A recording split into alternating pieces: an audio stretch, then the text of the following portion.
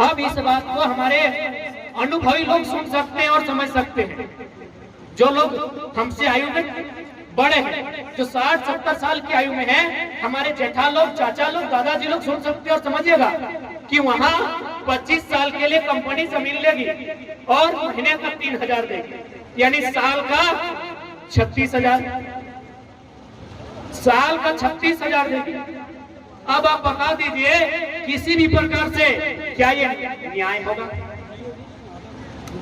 जो जमीन जो हमारी पीढ़ी दर पीढ़ी हस्तांतरित होती है, जो जमीन हमारी पुरखों की देन है, वो हमारी पीढ़ी दर पीढ़ी इस पर खाएगी, वो मात्र 36,000 सालाना देने का काम। अब उसमें क्या हो सकता है? कोयला तो एवरेज कहता है झारखंड में 1 एकड़ प्रति एकड़ में जहां कोयला होता है 70 लाख का मुनाफा, यानी जो जमीन हमसे 36,000 डिसमिल प्रत्येक साल के दर से लिया जाएगा, वहां उसी कंपनी को 70 लाख का मुनाफा हो।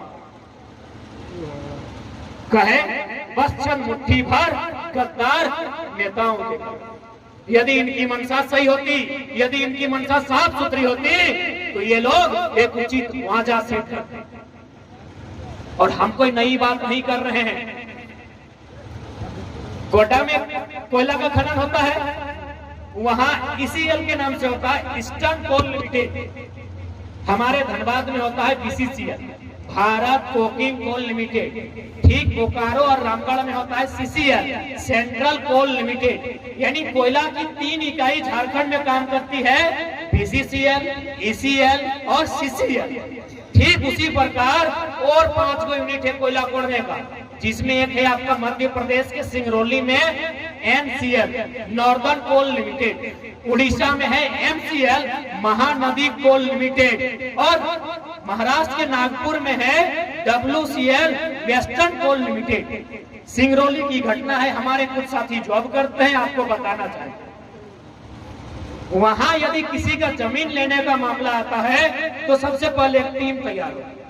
वो टीम गांव तक जाती है, जाके सर्वे करती है कि किसका जमीन जाएगा और किसका घर जाएगा। उसके बाद क्या करती है? जो प्रावधान होता है, क्योंकि सरकारें में आपका अगर 5 एकड़ जमीन लिया जाएगा तो 5 एकड़ आपको नहीं दिया जाएगा, यानी आपको 25 डिसमिल, कहीं 30 डिसमिल, 50 डिसमिल, जो भी मने का अनुपात में सबको दिया जाएगा। तो सबसे पहले वो जमीन अलॉटमेंट करती है और कंपनी पैसा नहीं देती। एनसीएल परियोजना के तहत मध्य प्रदेश राज्य के सिंगरौली क्षेत्र में कंपनी उसे मकान बना के देती। इसी भारत में कंपनी उसे मकान बना के देती है। लेकिन आ जाइए झारखंड, कंपनी बिना कहे पूछे, बिना ग्राम सभा के आपका पैसा ट्रेजरी में डाल दिया।